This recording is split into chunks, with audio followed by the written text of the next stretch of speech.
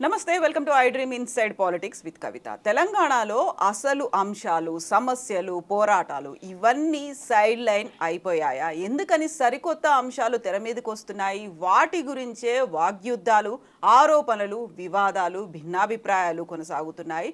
అసలు లేవనెత్తాల్సినటువంటి అంశాలు ఏంటి? దేని మీద ఫోకస్ పెట్టాల్సినటువంటి అవసరం ఉంది? ఈ డైవర్షన్ రాజకీయాలు ఎవరు చేస్తున్నారు? ఎంతకాలం కొనసాగుతాయి? మనతో పాటుగా ఉన్నారు పొలిటికల్ అనలిస్ట్ ప్రకాష్ గారు. ప్రకాష్ గారు నమస్కారం అండి. సో మనం గతంలో చూసాము 6 గ్యారంటీ స్కీములు, లేకపోతే రుణమాఫీ, నిరుద్యోగులకు సంబంధించి నియామకాలు, ఇవన్నీ పక్కదారి పట్టడానికి హైడ్రా వచ్చిందని. ఇప్పుడు హైడ్రాని పక్కదారి పట్టించడానికి సరికొత్తగా ఇంకొక అంశం వచ్చింది అని వినిపిస్తున్నప్పుడు, ఫిరాయింపుదారులకు సంబంధించి హైకోర్టు ఇచ్చినటువంటి మార్గదర్శకాలను పక్కదారి పట్టించడానికి ఇద్దరు ఎమ్మెల్యేల మధ్య ఒక గొడవ, దాడులు, మాటల యుద్ధాలు. ఎందుకలా? ఏం జరుగుతోంది? డైవర్షన్ పాలిటిక్స్ పెద్ద చరిత్ర ఉంది. దాదాపుగా నీలం సంజయ్ రెడ్డి కాలం నుంచి కూడా డైవర్షన్ పాలిటిక్స్ ఉన్నాయి. ఈ డైవర్షన్ పాలిటిక్స్కు గురువు ఎవరు అంటే తెనాలి రామకృష్ణుడు. ఆయన ఏమంటాడంటే, ఒక గీతను ముట్టుకోకుండా దాన్ని చిన్నగా చేయాలంటే పక్కన పెద్ద గీత గీయాలి.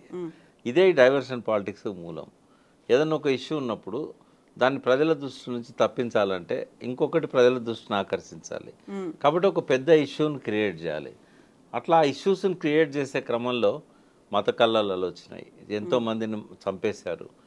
ఈ డైవర్షన్ పాలిటిక్స్ కోసమే తమ సీటుని కాపాడుకోవడానికి థ్రెట్ వచ్చినప్పుడు చాలా చేశారు. ఇట్లాంటి ఎలక్ట్రానిక్ మీడియా వచ్చినాక ఎక్కువ ఎక్స్పోజ్ అవుతున్నాయి. అంతకుముందు కూడా ఉన్నాయి, కానీ అప్పుడు ప్రింట్ మీడియా కాబట్టి పెద్దగా ఎక్స్పోజ్ కాలే. ఇప్పుడు ప్రజలు చూస్తున్నారు, బాడీ లాంగ్వేజ్ని అర్థం చేసుకుంటున్నారు. కొంతమంది విఘ్నులైన వాళ్ళకు పాలిటిక్స్ని క్లోజ్గా అబ్జర్వ్ చేసుకునే వాళ్ళకు తెలిసిపోతుంది వీడు పక్కదారి పట్టేయడానికి ఇష్యూ తీసుకొచ్చాడు అని. అయితే ఇవి మొదటి నుంచి ఉన్నాయి చరిత్రలో. అయితే నిజాయితీగా ప్రజల పట్ల ఒక ప్రేమ, మమకారం ఉండి పాలన చేసే వాళ్ళకి డైవర్షన్ పాలిటిక్స్ అనేటివి ఉండవు. బట్ తను చేసిన తప్పులను కప్పిపుచ్చుకోవడానికి, ప్రజల దృష్టిని మళ్లించడానికి కొంతమంది ఇటువంటివి చేస్తూ ఉంటారు.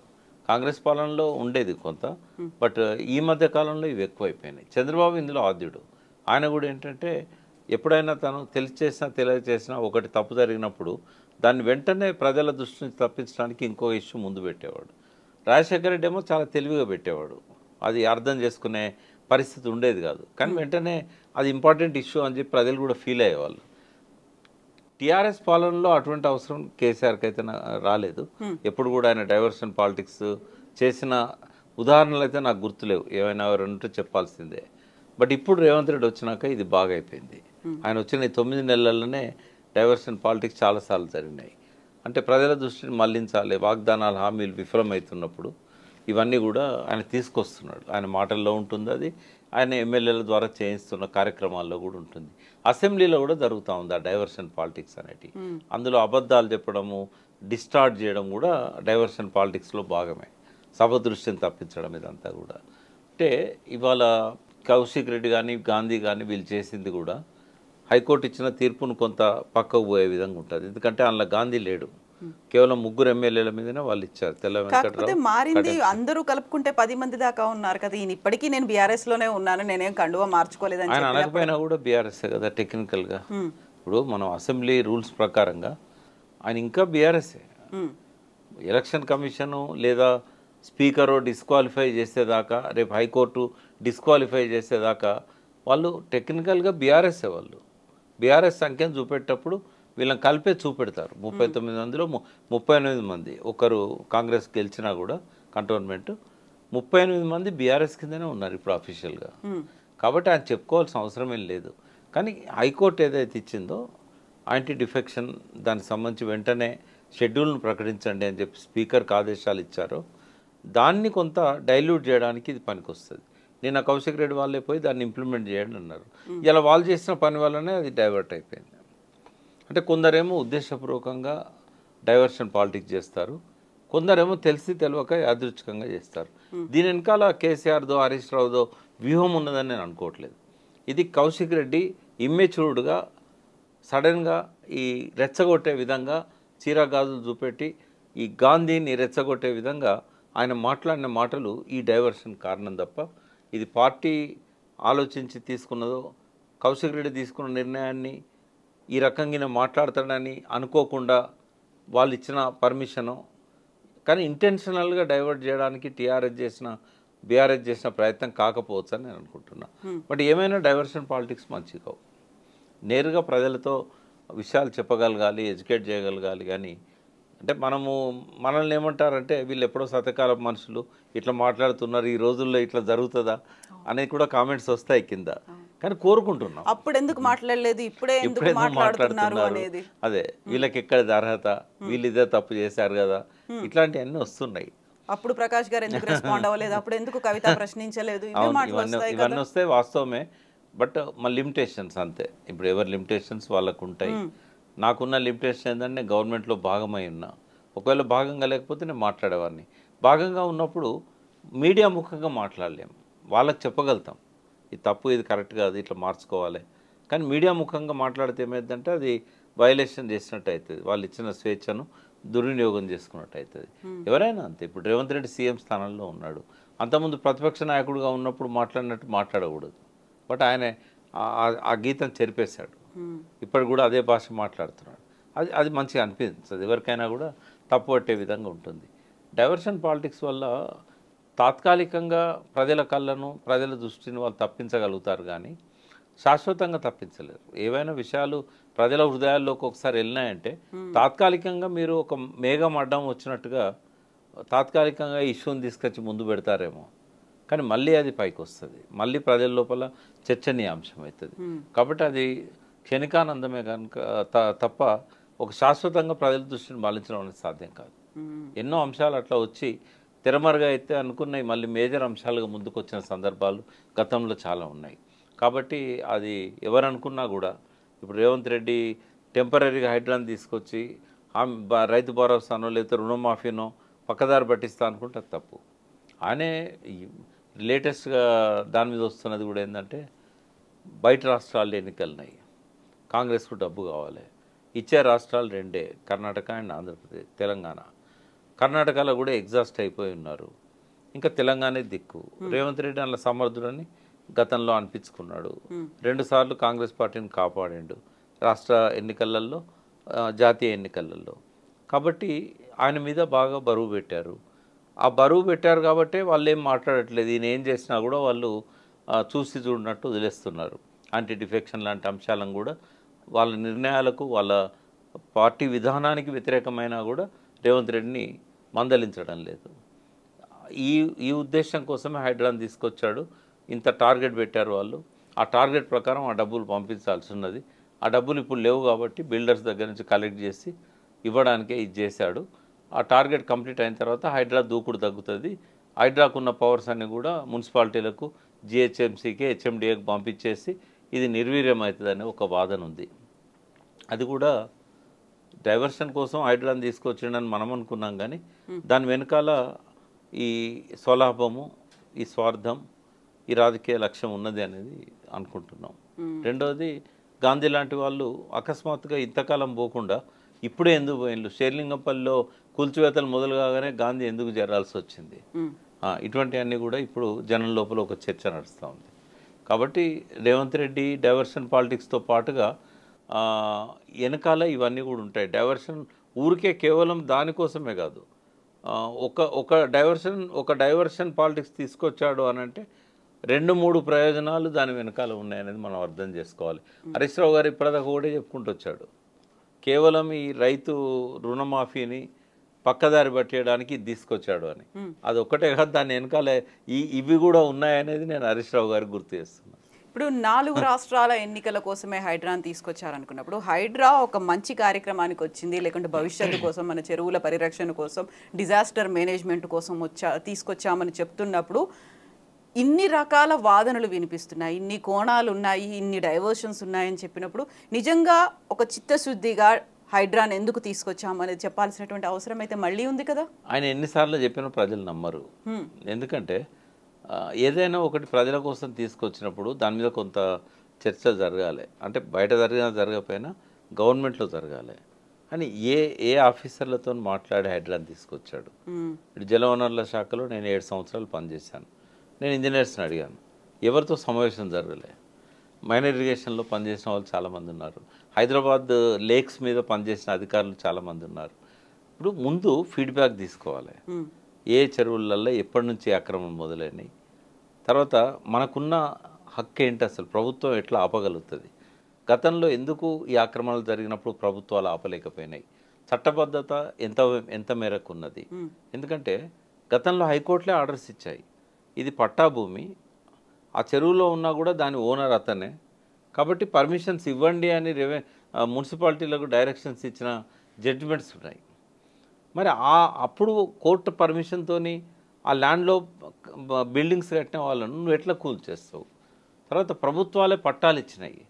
మొన్న కూడా కేసీఆర్ గారు 59 జీవో నంబర్ 59/58 ఆయన అధికారంలోకి రాగానే 60 గజాలు 70 గజాలు 100 గజాలు 200 గజాల్లో ఇండ్లు కట్టుకున్న వాళ్ళని రెగ్యులరైజ్ చేశాడు కదా. మరి అందులో బస్తీలు లేవా? ఆ బస్తీలో చెరువులు లేవా? ఆ బస్తీలు చెరువు శిఖంలో లేవా? ఆ బస్తీలు నాలాల మీద లేవా? బఫర్ జోన్లలో లేవా?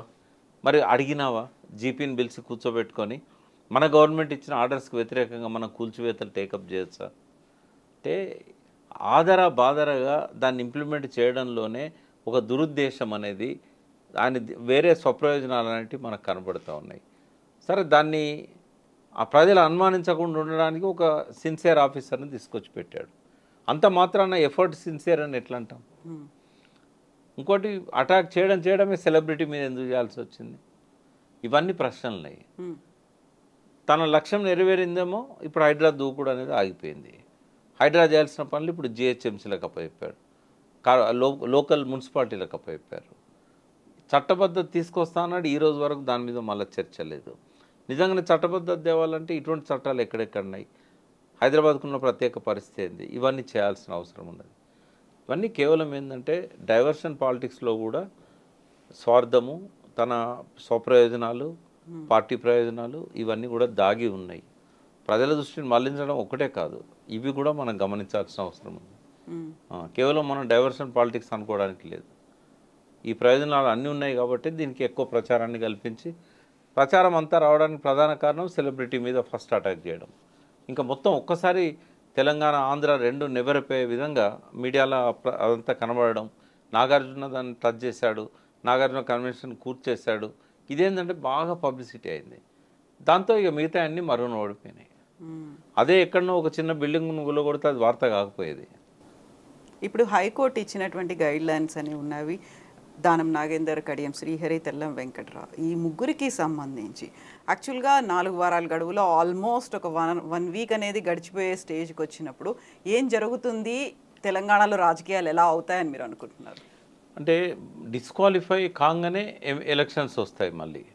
బట్ ఎప్పుడు డిస్క్వాలిఫై చేస్తారనేది ఇంపార్టెంట్ ఇక్కడ. ఇప్పుడు స్పీకర్ దాని మీద పూర్తి విచారణ జరపాలి. సాక్ష్యాలన్నీ కళ్ళ ముందే ఉన్నాయి, తేల్చాలంటే వారం కంటే ఎక్కువ పట్టదు, ఒక 4 సిట్టింగ్లతోని తేల్చవచ్చు. బట్ అధికార పార్టీలోకి పోయారు కాబట్టి వాళ్ళు అంత తొందరగా తేల్చారు. గతంలో అయితే రాజశేఖర రెడ్డి గారినప్పుడు కిరణ్ కుమార్ రెడ్డి 3 ఏళ్ళు నాంచి 2009 ఎలక్షన్ల కంటే కొంచెం ముందు, ఒక 3 నెలల ముందో 6 నెలల ముందో ఆయనే డిస్క్వాలిఫై చేశాడు అప్పుడు ఎమ్మెల్యేలను. మళ్ళీ ఎలక్షన్లు వచ్చే అవకాశం లేదు. కోర్టులు నేరుగా అసెంబ్లీ వ్యవహారాలలో జోక్యం చేసుకోవు, కానీ రాజ్యాంగ హక్కులను ఉల్లంఘించే పరిస్థితి వచ్చినప్పుడు మాత్రమే కోర్టులు జోక్యం చేసుకుంటాయి. ఇక్కడ ఏం చేయాల్సి ఉందంటే ఎమ్మెల్యేల ద్వారా స్పీకర్ మీద ఒత్తిడి పెంచి అఖిలపక్షం మిగతా వాళ్ళని కూడా కూడగట్టుకొని మజ్లిస్ని అవకాశం ఉంటే వాళ్ళ ద్వారా కూడా దీన్ని ఒక 3 నెలల్లో 2 నెలల్లో టైం పెట్టుకొని ఆ టైం ఫ్రేమ్లో తేల్చండి అని స్పీకర్ గారికి ముందే చెప్పాలి. కనీసం వీళ్ళ ఒత్తిడి వల్లనైనా షెడ్యూల్ అనేది దూరం జరగకుండా ఒక 100 డేస్ లోపో 90 డేస్ లోపో 60 డేస్ లోపో ఆయన డిసైడ్ చేసుకుంటాడు. ఆయన పైన ముఖ్యమంత్రి ఒత్తిడి ఉంటుంది డెఫినెట్గా. ఆ ఒత్తిడికి సమాధానం ఆయన చెప్పలేడు, మిగతా ఎమ్మెల్యేల వైపు నుంచి ఒత్తిడిని కౌంటర్ ఒత్తిడి పెట్టాలి. నేనేం చేయాలంటే స్పీకర్ గారు అనే పరిస్థితి రావాలి, అందరు ఎమ్మెల్యేలు పట్టుబడుతున్నారు, నేను దీన్ని లాగలేను, హైకోర్టు కూడా తప్పుపడుతుంది, ఆ సిచ్యువేషన్ క్రియేట్ చేయాలి. ఒక్కసారి ఇది వీళ్ళు కనుక డిలే చేసి ఇవ్వకపోతే మళ్ళీ ఇదే కౌశిక్ రెడ్డి, వివేకానంద మళ్ళీ హైకోర్టుకు పోయి మళ్ళీ వాళ్ళ దృష్టికి తీసుకొచ్చి మీరే టైం ఫ్రేమ్ పెట్టండి, స్పీకర్ గారు పెట్టిన టైం ఫ్రేమ్లో కట్టుబడి ఉండట్లేదు, విచారణ సవ్యంగా జరగడం లేదు, లేదా స్పీడప్ కావడం లేదు. కాబట్టి మీరే ఒక నిర్ణయం తీసుకోండి, లేదా మీరే టైం ఫ్రేమ్ డిసైడ్ చేయండి. ఫలానా తేదీ లోపల తేల్చకపోతే హైకోర్టు జోక్యం చేసుకుంటుంది అనే విషయాన్ని మరొకసారి మీరు చెప్పాలి అని చెప్పి వీళ్ళు కోర్టును మళ్ళీ అప్రోచ్ కావాల్సి వస్తుంది. అయినప్పుడు మళ్ళీ కోర్టులో వాదోపవాదనలు జరుగుతాయి. సుప్రీంకోర్టు నుంచి అడ్వకేట్లను తీసుకొస్తారు. వాళ్ళు వచ్చి కొత్తగా చేసేది ఏముండదు, కొద్దిగా టైం బారో చేస్తారు. వాళ్ళని చూసి వీళ్ళు నో అని చెప్పలేరు. టైం అడిగితే వాళ్ళ కోసం అవకాశం ఇస్తారు. ఎంత లాగినా కూడా 1-1.5 సంవత్సరాలు లాగగలుగుతారు. ఈ లోపల ఒకవేళ మిగిలిన ఎమ్మెల్యేలను కూడా రేవంత్ రెడ్డి తన దిక్కు తెచ్చుకోగలిగితే పార్టీకి పార్టీ విలీనమైనట్టు ప్రకటిస్తారు. ప్రతిపక్ష హోదా లేకుండా పోవడం, ప్రతిపక్ష హోదా లేకపోయినా పర్వాలేదు, పార్టీ ఏమవుతుందంటే కంప్లీట్గా లెజిస్లేచర్ పార్టీ విలీనమైనట్టుగా ప్రకటిస్తారు. అంటే ఇవన్నీ కూడా రేపటి రోజు టైం బారో చేయడం వల్ల రేవంత్ రెడ్డికి ఉండే అడ్వాంటేజ్ ఏంటి అంటే మిగిలిన ఎమ్మెల్యేలను కూడా నయాన్నో భయాన్నో తమ దిక్కు తెచ్చుకోవడానికి ఒక అవకాశం ఉంటుంది. ఇటువంటివన్నీ కూడా పార్టీ ఊహించి ఇట్లా జరుగుతుందని చెప్పి ఆలోచించి పార్టీని బలోపేతం చేయాలి, పార్టీ ప్రక్షాళన జరగాలి. ఇట్లా ఉండాలనడానికి ఒక చరిత్రలో ఒక ఆధారం ఉంది. పార్టీ ఎమ్మెల్యేలు పార్టీ నాయకుడిని ధిక్కరించినప్పుడు వాళ్ళని వెనక్కి తీసుకురావడానికి చట్టబద్ధంగానే కాకుండా ప్రజల మధ్య కూడా ఎటువంటి పరిస్థితిని క్రియేట్ చేయగలిగారు చరిత్రలోకి ఒక్కసారి పోవాలి. అందులో కేసీఆర్ది కూడా కీలక పాత్ర. ఎన్టీ రామారావును వెన్నుపోటు పొడిచి నాదెండ్ల భాస్కర్రావు ఎప్పుడైతే ముఖ్యమంత్రి అయిందో నెల రోజుల లోపల ఆయన గద్దె దించడానికి ప్రజల్లోకి వెళ్ళి వాళ్ళని ఆర్గనైజ్ చేసి వాళ్ళకి విషయాలని చెప్పి వాళ్ళ ఎమ్మెల్యేల ఇంటి ముందట ధర్నాలు చేసి వాళ్ళని గెరావులు చేసి బయటికి రానియకుండా చేసి వాళ్ళ ఆస్తులను ధ్వంసం చేసి భార్య పిల్లల్ని భయభ్రాంతులను చేసి పోయిన ఎమ్మెల్యేలను మళ్ళీ వెనక్కి వచ్చేటట్టుగా ఎన్టీ రామారావు చేయగలిగాడు. ఆ పరిస్థితి ఇప్పుడు ఎందుకు లేదు? ధైర్యంగా ఎమ్మెల్యేలు ఈ పార్టీ తరఫున గెలిచి ఇంకో పార్టీ దిక్కుపోతే ఇంటి ముందట ఒక ధర్నా చేసినావా? ప్రజల్లోకి పోయి టీఆర్ఎస్ ఓటర్సే కదా వాళ్ళు, కేవలం ఒక ఎమ్మెల్యే వల్లనే అక్కడ అంత పార్టీ బిల్డ్ కాలే కదా. కాకుండా ఇప్పుడు చెప్తున్న మాట నియోజకవర్గ అభివృద్ధి కోసం, గతంలో బంగారు తెలంగాణ కోసం అని వచ్చినప్పుడు పునర్నిర్మాణం కోసం అనే మాట వస్తుంది, నియోజకవర్గ అభివృద్ధి కోసం అనే మాట చెప్తున్నారు ఎమ్మెల్యేలు. ఎన్ని మాటలన్నా చెప్పనియండి. అప్పుడు టీఆర్ఎస్లోకి కాంగ్రెస్ ఎమ్మెల్యేలు వచ్చినప్పుడు ఆ పార్టీ చేయలేకపోయింది. ఇప్పుడు బీఆర్ఎస్ ఎమ్మెల్యేలు కాంగ్రెస్లోకి పోయినప్పుడు బీఆర్ఎస్ చేయలేకపోయింది. ఇది ఒక అశక్తత. వీళ్ళ నిర్లిప్తతే ఈ అవలక్షణాలన్నింటినీ పెంచి పోషిస్తున్నది. పార్టీలు కనుక సవ్యంగా ఆలోచించినట్టయితే ఏ ఎమ్మెల్యే కూడా గోడ దూకడానికి ధైర్యం చేయడు. అంటే ఇవి నిర్జీవం అయిపోయినాయి. ఒక పద్ధతిలో పార్టీలను నడిపే శక్తి వీళ్ళకు లేదు. నిర్లిప్తంగా ఇంట్లో కూర్చుంటే ఇదే జరుగుతుంది. ప్రజల మధ్యకు వచ్చి ఉద్యమాలను బిల్డ్ చేయాలి. ఉద్యమ పార్టీ కదా, ఎందుకు చేయకూడదు? ఇప్పుడు దానం నాగేందర్ ఎప్పుడైతే నిర్ణయం తీసుకున్నాడో ఖైరతాబాద్లో ప్రతి డివిజన్లో కూడా ఆయన దిష్టిబొమ్మలు తలగబెట్టాల్సి ఉండే, ఆయన ఇంటి ముందర పోయి ధర్నా చేయాల్సి ఉండే, ఆయన బయట ఎక్కడ కూడా పబ్లిక్లో తిరగనీయకుండా ఆపగలగాల్సి ఉండే. లేరా టీఆర్ఎస్ క్యాడర్ లేదా? ఉద్యమ స్వభావం ఎక్కడ మంట కలిసింది? నీకు ఉద్యమకారులు వద్దనుకున్నప్పుడు ఇటువంటి జరిగాయి. ఉద్యమకారులను పక్కకు పెట్టినప్పుడు పూర్తి రాజకీయ స్వార్థంతో ఉన్న వాళ్ళే ఆ పార్టీలో ఉంటారు. వాళ్ళు ఎందుకు చేస్తారు ఈ పనులు? చేయరు. వాళ్ళు పూర్తిగా దిగజార్చాయి. ఈ పార్టీలన్నీ కూడా ఆ సంస్కృతిని పూర్తిగా మంట కలిపినాయి. అవసరం కోసం ప్రజల్ని ఓట్లుగా వాడుకుంటున్నారు తప్ప విలువలను మంట కలిపారు. అంటే ఏ పార్టీ దానికి అతీతం కాదు. కాబట్టి ప్రజల లోపల ఆవేశాలను ఉద్రేకాలను మంచి కోసం వాడుకునే అవకాశాన్ని వీళ్ళు పోగొట్టుకున్నారు. ఇప్పుడు ఏమైంది? నువ్వు పోయి అడిగితే నువ్వు చేయలేదు ఆ తప్పు అని అడుగుతారు. మరి అప్పుడు తప్పు చేసే ముందే రేపు నన్ను ప్రశ్నిస్తారనే భయం నీకు ఉండుంటే ఇవాళ ఇది జరగపోయేది కదా. ప్రజల లోపల ఆ చలనం ఎందుకు లేదు? నీకు ఓటేసిన కార్యకర్తల్లో నిలదీసే తత్వం ఎందుకు పోయింది అంటే నువ్వే చంపినావు కదా. వాడు తప్పు చేసిండని నువ్వు తప్పు చేయడం వల్ల నీకు ఇలా ముఖమెత్తుకునే పరిస్థితి లేదు కదా. ఎవరు చెప్పాలి? అందుకే రేవంత్ రెడ్డి ఏం చేసినా కూడా చెల్లుతున్నది. దానిలో ఎవరి ఫెయిల్యూర్ ఉంది? కేసీఆర్ గారి ఫెయిల్యూర్ ఉంది, బీఆర్ఎస్ పార్టీ ఫెయిల్యూర్ ఉంది. జరుగుతాయి, ఇవి జరుగుతూనే ఉంటాయి. మనం చర్చిస్తూనే ఉంటాం, ప్రజలు చూస్తూనే ఉంటారు. ఇవి టైంపాస్ రాజకీయాల్లాగా మారిపోయినాయి. చలనం లేకుండా అయిపోయింది. అంటే విలువలను మంట కలుపుతుంటే కూడా అదేదో టైంపాస్కు వీడియోలో ఒక పాట చూసినట్టు చూసి ఎవరి పనులలో వాళ్ళు లీనమైపోతుంటారు ప్రజలు. ఒక ప్రత్యామ్నాయ రాజకీయ సంస్కృతిని మళ్ళీ బయటికి తీసే ఒక సంస్థ కానీ మనుషులు కానీ ఇవాళ సమాజానికి అవసరం. ప్రజల్లోంచే రావాలి వాళ్ళు ఆ శక్తులు. వీళ్ళకే రాజకీయాలన్నీ దారదత్తం చేశాం. ఈ తెలంగాణ సవ్యంగా రాజకీయాలు జరగాలంటే ఒక కొత్త రాజకీయ పార్టీ రావాలి. అది ప్రాంతీయ పార్టీ అయి ఉండాలి. ఈ జాతీయ పార్టీల పనిచేయవు. వాట్ అబౌట్ బీఆర్ఎస్ సరిపోవట్లేదా, లేకుంటే బీఆర్ఎస్ ఇప్పుడు అంత ప్రత్యామ్నాయంగా కనిపించట్లేదా? 9 నెలల్లోనే ఇంత మార్పు వచ్చేసిందా? ఫెయిల్యూర్స్ అన్నీ ముందర పెట్టుకున్నారు, బయటికి రావడం లేదు. ఒక వరదలు వచ్చినప్పుడు హరీష్ రావు తిరగడంతో పార్టీ బతకదు కదా. ఎన్నిసార్లు చెప్పుకున్నాం ప్రక్షాళన చేయాలి, మళ్ళీ పునర్జీవం పోయాలి. ఎంతమంది యంగ్ కార్యకర్తలు ఉన్నారు బీఆర్ఎస్కి, వాళ్ళ పట్టించుకున్న వాడేవాడు. మొత్తం ఎమ్మెల్యేలకు వదిలిపెట్టి కూర్చుంటే మీ 10 సంవత్సరాలు ఇప్పటికి ఉన్నారు, వాళ్ళకి దండం పెట్టాలి. ఎందుకంటే ఇప్పటికి టీఆర్ఎస్ను బీఆర్ఎస్ వదిలిపెట్టి పోతలేరు, ఇంకా నమ్ముకుంటాను. రేపు బీఆర్ఎస్ టీఆర్ఎస్ అవుతుంది, మళ్ళీ మా సార్ లేచి వస్తాడు, మళ్ళీ ఉద్యమ స్వభావం ఉంటుంది ఈ పార్టీకి అని అనుకుంటున్నారు. ఇప్పటికి కూడా పట్టించుకోకపోతే ఇంకా మళ్ళీ మీకు స్థానం ఎక్కడుంటుంది? చాలా తొందరలో ఇంకొక గ్యాప్ ఫిలప్ చేసే వ్యక్తులు వస్తున్నారు. అందుకే ఒకవేళ ప్రజల లోపల మళ్ళీ రావాలి అనుకున్నప్పుడు క్లీన్ హ్యాండ్స్తో రావాలి బీఆర్ఎస్. మేము చేసిన తప్పులన్నీ మా వెనకాల పెట్టుకుంటాం మళ్ళీ వస్తామంటే ప్రజలు యాక్సెప్ట్ చేయరు. కొన్నైనా ఒప్పుకోవాల్సి వస్తుంది ప్రజల ముందుకు వచ్చి. ఇండోర్ మీటింగ్లను ఒప్పుకోండి, బయట ఒప్పుకోకపోయినా ఇండోర్ మీటింగులనైనా మేము ఈ తప్పులు చేసాం, ఇక ముందు మళ్ళీ అవకాశం ఇస్తే మేము చెయ్యం, మళ్ళీ ఒకసారి పార్టీని మనం ఉద్యమ పునాదుల మీద బిల్డ్ చేద్దాం. చాలామంది నాతో ఉన్నది ఏంటంటే మళ్ళీ వెనుకటి కేసీఆర్ కావాలి, ఆయన ఉద్యమకాలం నాటి స్వభావాన్ని ఆయన సంతరించుకుంటే తప్ప ప్రజలు యాక్సెప్ట్ చేయరు అనేది మేధావి వర్గాల నుంచి వస్తున్నది.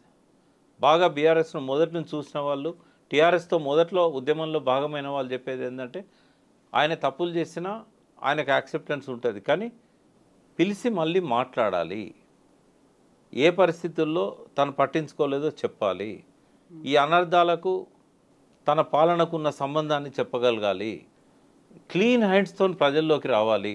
ఆయనకున్న చరిష్మా ఇప్పటికీ ఎవరికి లేదు. ఆ నాయకత్వం పట్ల ప్రజలు ఇప్పటికీ నమ్ముతారు. బట్ నేను ఇట్లే ఉంటా, దిక్కులేక మళ్ళీ నన్నే ఎన్నుకుంటారనే వైఖరితో కనుక కేసీఆర్ ఉన్నట్టయితే ఆ స్థానాన్ని వాళ్ళు పోగొట్టుకుంటారు. అంటే ఏమొస్తుందంటే అవతల వాళ్ళ ఫెయిల్యూర్ వల్లనే మనకు ఓట్లేస్తారు. రేవంత్ రెడ్డి హామీలు అమలు జరపడంలో ఫెయిల్ అయ్యింది కాబట్టి ప్రజలకు దిక్కులేదు, దిక్కులేని ప్రజలు మళ్ళీ మమ్మల్నే తెచ్చిపెట్టుకుంటారు అనే ఒక అహంకారం కనుక వాళ్ళ లోపల ఉంటే వాళ్ళ చరిత్ర పరిసమాప్తం. ఎందుకంటే వాళ్ళని తలదన్నే నాయకత్వం వస్తుంది. యంగ్ లీడర్స్లల్లో ఒక కొత్త రాజకీయ పార్టీకి పురుడు పోయాలనే ఆలోచనలు ఉన్నాయి, అవి కార్యరూపం దాలుస్తున్నాయి. మళ్ళీ మీరే కదా అవకాశం ఇచ్చేది. తప్పులుంటే ప్రజల మధ్యకు వచ్చి చెప్పకపోయినా కార్యకర్తల మధ్య చెప్పుకోవచ్చు కదా. మీటింగ్సే జరగట్లేదు కదా. రేపు లోకల్ బాడీస్ ఎలక్షన్స్లలో మళ్ళీ ఆ పార్టీని లేపాలనుకున్నప్పుడు నీకు ఆ పార్టీ నాయకత్వాన్ని బలోపేతం చేయాలి. ఎలక్షన్స్లో రెండిట్లో ఓడిపోయారు కాబట్టి ఎవరు పార్టీ కోసం పనిచేయలేదో తెలిసిపోయింది, ఎవరు అమ్ముడు పోయారో తెలిసిపోయింది, ఎవరి వల్ల పార్టీ నష్టపోయిందో తెలిసిపోయింది. వాళ్ళని పక్కకు పెట్టవచ్చు కదా, ఇన్ఛార్జీలను పెట్టారు, కమిటీలు వేయచ్చు కదా. అంటే ఇదంతా చేయకపోతే ఆ పార్టీ మళ్ళీ అధికారంలోకి వచ్చే అవకాశాన్ని చేతులారా పోగొట్టుకున్న వాళ్ళు అవుతారు. ఇప్పుడు ఉంది, కానీ రేపటి రోజు ఈ 3 పార్టీలే ఉంటాయని గ్యారంటీ లేదు. కొత్త పార్టీలు పుట్టుకొస్తాయి, కొత్త ఐక్య సంఘటనలు కూడా పుట్టుకొస్తాయి. ఇప్పటికీ ఏమైందంటే స్వయం పాలన చేతుల్లోంచి పోయిందనే భావన అనేది మాలాంటి వాళ్ళల్లో వచ్చింది. ఇప్పుడు ఏ పనికైనా కూడా ఢిల్లీ నుంచి అన్న ఆదేశాలు రావాలి, అమరావతి నుంచి అన్న ఆదేశాలు రావాలి. ఆ 2 దిక్కుల నుంచి ఆదేశాలు వస్తేనే ఇక్కడ పనులు జరుగుతున్నాయి. ఇక్కడ ఇవ్వాల్సిన రాజ్యసభ సీటు కూడా వేరే రాష్ట్రం వాళ్ళకి ఇవ్వాల్సి వచ్చింది. అంటే మన ఆత్మగౌరవం కోసం తెచ్చుకున్న తెలంగాణలో స్వయం పాలనను పోగొట్టుకొని మళ్ళీ మన అధికారాన్ని మన పాలనను పరాయి వాళ్ళ చేతుల్లో పెట్టాం. వాళ్ళు చెప్తేనే ఇక్కడ పని జరిగే విధంగా మనల్ని మనమే పోగొట్టుకున్నామనే ఒక భావన వస్తూ ఉంది. అప్పుడు ప్రత్యామ్నాయం ఏంటన్నప్పుడు 2 ఉంటాయి ప్రజల ముందు. ఒకటి, మళ్ళీ బీఆర్ఎస్ ప్రాంతీయ పార్టీ కాబట్టి తెచ్చిపెట్టుకోవాలి, లేదు అనంటే ప్రత్యామ్నాయ రాజకీయ పార్టీ రావాలి. ఇప్పుడున్న పరిస్థితుల్లో మళ్ళీ ప్రత్యామ్నాయ రాజకీయ పార్టీ ఒకటి కొత్తది రావాలనే ఆలోచనల వైపుగా ప్రతి ఒక్కరు ఆలోచిస్తున్నారు. ఎవరు ముందు పడాలి, దానికి ఎవరు గంట కట్టాలి, ఒక కొత్త ఉత్సాహంతో ఇవాళ కాకపోయినా ఎన్నికల నాటికైనా ముందుకు వచ్చే అవకాశాలు ఉంటాయి. ఆ అవకాశాలు ఎవరు ఇస్తున్నారు అంటే బీఆర్ఎస్ఏ ఇస్తున్నది. బీఆర్ఎస్ వెంటనే యాక్టివ్ అయితే కనుక అవకాశం రాదు. అటు ఇటు ఆలోచించే వాళ్ళంతా ఇటువైపు వస్తారు. రెండవది, నక్సలైట్ ఉద్యమం అనేది దాదాపుగా 10 సంవత్సరాలు ఇక్కడ నిర్జీవం అయిపోయింది. ఇప్పుడు కాంగ్రెస్ చేతిలో అధికారం పెట్టాము, 3 నెలలు కాలేదు, 2 ఎన్కౌంటర్లు అయినాయి, 7 చనిపోయారు. మళ్ళీ మొదలైంది. నెత్తురులకే తెలంగాణ వద్దు, హరిత తెలంగాణ ముద్దు అనుకున్నాం. మళ్ళీ చరిత్ర పునరావృతం అవుతున్నది. అంటే మాలాంటి వాళ్ళ జీవితకాలంలోనే మేము సాధించిన విజయాలు మంట కలుపుతూ ఉంటే గుండె మండుతున్నది. దీనికి కారణం ఎవరు? ఇవన్నీ కూడా ఆలోచించాల్సిన అవసరం ఉంది. ఈ పనికిమాలిన వివాదాలలో పడిపోయి ఒకరినొకరు తిట్టుకుంటూ ప్రజలను ప్రేక్షక పాత్ర వహించేలాగా చేసినట్టయితే ఈ ప్రాంతానికి భవిష్యత్తు ఉండదు. వాళ్ళకు ఉంటుంది కావచ్చు సంపాదించుకోవడానికి, కానీ ఈ ప్రాంత అభివృద్ధిని, ఈ ప్రాంతంలో విలువలను కాపాడాలనే వాళ్లకు ఇటువంటివన్నీ కూడా గుండె మంటగానే ఉంటాయి. సో ఇవన్నీ కేసీఆర్ వింటారని మీరు అనుకుంటున్నారా? మారతారని ఒక ఆలోచన అలాంటిది ఏదైనా ఉందా? మారతాడో లేదో ఆయన ఇష్టం, చూస్తాడు, వింటాడు, లేకపోతే క్యారీ చేస్తారు కొందరు. బట్ ఆయన మౌనం అనేది 1 నెల, 2 నెలలు, 3 నెలలు, 6 నెలలు భరించాం. కానీ 9 నెలలు ఆయన మౌనం ఏం చేస్తుందంటే కొత్త రాజకీయ శక్తులకు పురుడు పోయడానికి కారణమవుతుంది. ఇప్పటికైనా ఆయన బయటికి రావాలి, ఆయన యాక్టివ్ కావాలి. ఆయనకున్న నాయకత్వ లక్షణాలు ఉన్న వాళ్ళు ఎవరూ లేరు ఇక్కడ. కొన్ని పొరపాట్లు చేయొచ్చు, తన స్వయంకృత అపరాధం వల్ల ఓడిపోవచ్చు, బట్ ఓటమి శాశ్వతం కాదు, మళ్ళీ వచ్చే అవకాశం ఉంది. కానీ ఆయన ఆలోచనలలో కనుక వీళ్ళే మళ్ళీ నన్ను ఎన్నుకునే రోజు వస్తుంది, నేనేం చేయకపోయినా నన్ను తీసుకొచ్చి మళ్ళీ ముఖ్యమంత్రిని చేస్తారనుకుంటే మాత్రం అది తప్పు, అది జరగదు, అప్రమత్తంగా ఉండాలని ఒక వార్నింగ్, ఒక కాషన్ నా వైపు నుంచి ఇస్తుంది. ఎస్ ప్రకాష్ గారు, థ్యాంక్ యూ సో మచ్ అండి. Thank you.